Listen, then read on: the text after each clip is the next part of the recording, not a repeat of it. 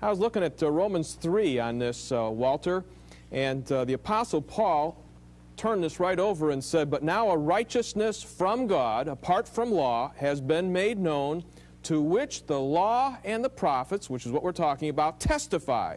And this righteousness from God comes through faith in Jesus Christ to all who believe."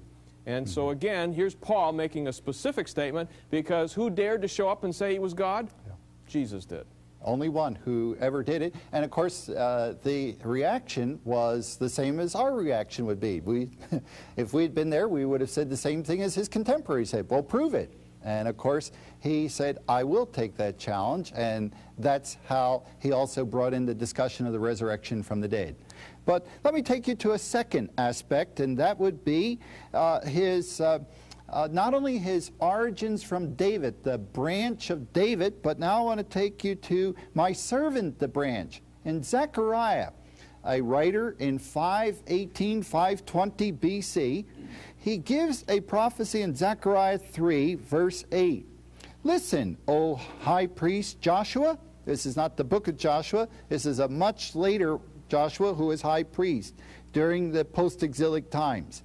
And he said, "You, Joshua, and your associates seated before you are men of a sign, or you are symbols of things to come. I'm going to bring my servant the branch." And so he speaks here of Joshua and those who are associated with him as a sign. They are symbolic. And what are they symbolic of? He says of the servant nature of this branch. And as he discusses it here, it's in a particular vision in which the Lord showed Joshua the high priest standing there in his royal or in his priestly robes, but they're all bespeckled and smudged with sin and dirt, and all sort of foul-smelling things are all over Joshua. And so the question there is, Joshua's dressed in these filthy clothes, and the angel said, "Take off his filthy clothes.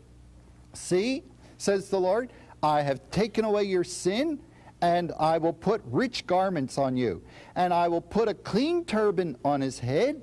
And he says, not only will he do that, but also a mitre. And here we have priest and king being put together symbolically in one person, who is called by a messianic name, my servant, the branch. My servant, the branch. This is a picture we get also in another Jewish writer in the first of the Common Era, and that is Mark, who writes his gospel. And he declares that Jesus, the Messiah who came, he came to give his life a ransom, to seek and to save those that were lost. He came as a servant. And the great picture in Mark is a sort of motion picture of things happening real quickly. And he is the servant of the Lord. So two aspects then, the aspect of his being from David, like in Matthew's gospel, and also his being a servant, like in Mark's gospel.